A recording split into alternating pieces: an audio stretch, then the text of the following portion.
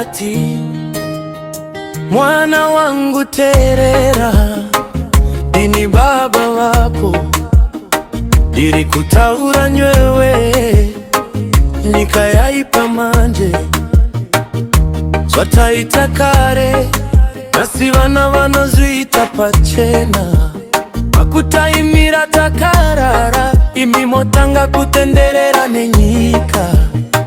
Moyo wangu norwaziwa kukuona uchikura, vana vachirasika vasinano vatsora. Asiwe kwete iwe aungarasiki, rera mwana munzira yanofanira kufamba nayo, kutikana akura azove pairi.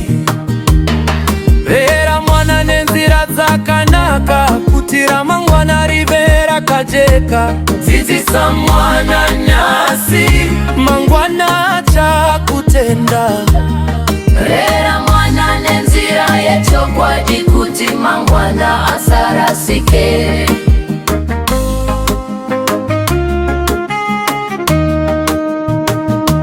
Mwana wangu, nyika yane minzwa yakawanda, pane zviedzo, pane rima, pane nzira dzakaipa. Asiwe famba wakachenjera, famba uine chokwadi.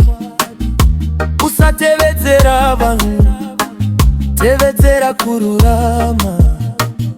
Mukamangwanani enda kuchikoro, remekedza vakuru, koshesa basa, nekutira mangwana rako riri mumaoko ako.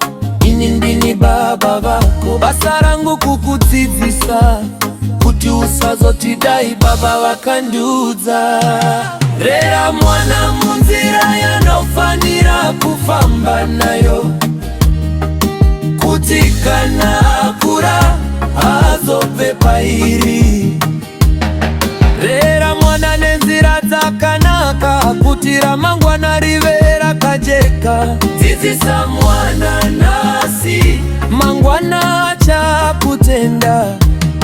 Rera mwana nenzira yechokwadi, kuti mangwana asarasike. Moyo wangu norwaziwa kukuona uchikura, vana vachirasika vasinano vatsora.